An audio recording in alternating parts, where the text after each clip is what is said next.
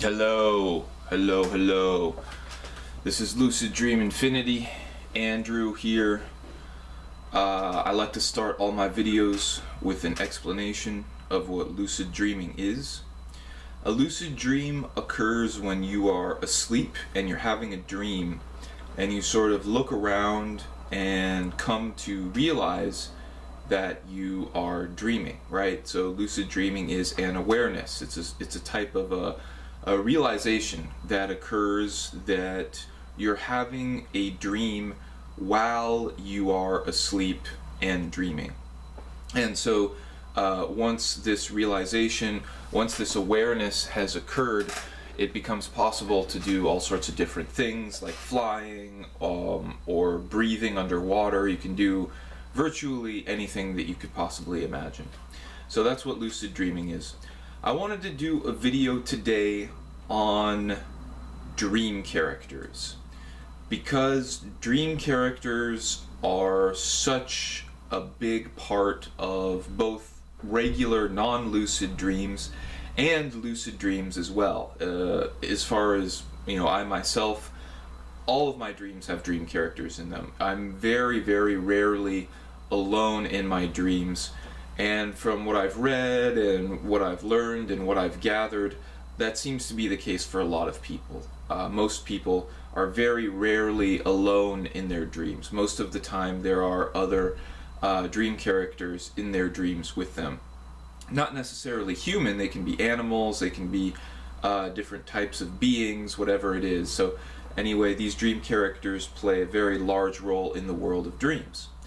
The first thing that I wanted to explore is how dream characters can be somewhat distracting, especially if you're just beginning to develop a lucidity practice. If you've just started learning how to induce lucid dreams, maybe you've become lucid a few times, one of the things to really be cautious of is that dream characters come in all sorts of different types. Robert Wagner stated in a recent YouTube video I saw him in that not all dream characters are created equally, and I think that that's a great statement that sums it up quite well.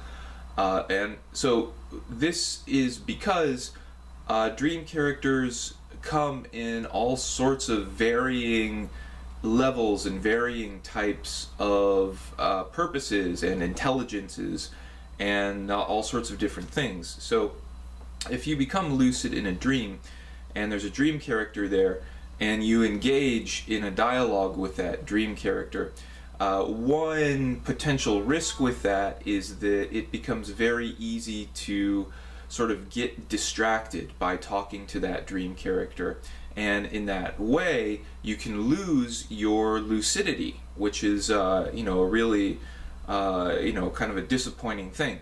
So as a general rule, if you're sort of a novice lucid dreamer and you're just getting started, always approach dream characters in your lucid dreams sort of cautiously and guard your lucidity closely.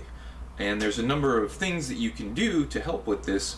One of the things is having what I call a lucidity reinforcement protocol. And this is something where you would do a reality check in your lucid dream itself after you've already become lucid in a dream. So maybe every minute, every 2 minutes, even every 30 seconds, whatever works for you individually, conduct a reality check and really sort of remind yourself that you're lucid and that you're in a dream, and keep that awareness fresh, keep the lucidity fresh, guard it and protect it, and don't allow yourself to be distracted by the dream characters, but also the sort of multitude of different kinds of phenomenon that occur in the dream world.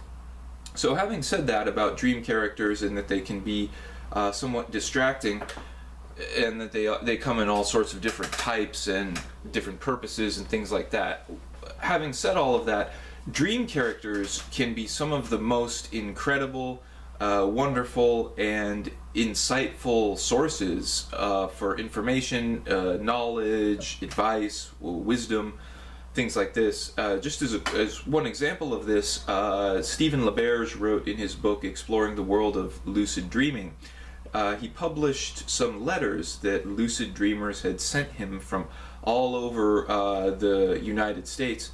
And one interesting letter was from a computer programmer who would use lucid dreaming to help him write programming code for software for computers. And in his letter in the book, he talks about how he would become lucid in a dream and then sort of go into a room or a sort of an old, 19th century style kind of a parlor, right, with a big armchair, and he would go into this parlor, and Albert Einstein would be in there, and him and Einstein would work on the computer code together, and then he would wake up after having this dream with Einstein and sort of figuring out the code. He would wake up and write it down, and he said 99% of the time it worked. It was accurate code, and he was able to sort of continue progressing and making progress with his coding projects that way. So dream characters can be extremely, extremely helpful. And that's just one example of that. There are numerous other examples as well. There's a very famous mathematician, I believe his name was Namagiri. I'm not sure if I'm pronouncing that correctly. I apologize if I'm not saying that correctly and that you find that offensive. But I'll put a link in the comment box about him. So this guy was a genius mathematician, and he claimed that while he was asleep and dreaming, that he received mathematical formulae from, it was the Indian goddess. Her name was Namagiri. The mathematician's name was I can't remember his full name right now. I'll put the link in the comment box. But anyway, this guy was a world-renowned mathematician, and he claimed that he received these mathematical equations and formulae from this goddess in his dreams. So that's another example of dream characters being useful. So one very, very important aspect to engaging with dream characters is having some sort of a structure set up for what it is you want to talk about, or what you want your engagement to be about. What do you want to get from it? So have sort of a series of questions that you would like to ask, that you write down in your dream plan. So for example, tonight when I have my lucid dreams, I want to ask a dream character to please tell me something important that I need to hear, or ask the dream character, what are you doing here? How can I help you? How can you help me? Or if you want to have some company in your lucid dream, ask the dream character, hey, what's something really fun and cool that we could do together right now? Or what's something that I really need to learn and pay more attention to in my waking life, right? So you can have these questions prepared in your dream plan so that when you become lucid and there are dream characters in your dream, you're prepared and you're ready, and you can sort of implement this structure in terms of the experiences or the questions or whatever sort of engagement or activity that you want to have with that dream character will be ready to go. And so in that sense, it makes the encounter with the dream character more structured, but in that structure, having that structure in place also helps to make your lucidity more secure, because you're not just sort of engaging with the dream character off the cuff without having questions prepared or without having some sort of a system in place, which can lead to that loss of lucidity. So it's definitely worth, maybe even making that these dream character questions, make that a sort of a regular part of your dream plan. Always make a space for that in your dream plan, what you're going to do when you encounter dream characters, especially if you're like me and dream characters play a sort of regular part in your dreams and in your lucid dreams. Okay, so that's it for this video. I hope it was useful. I hope it was helpful. and see you in the next one.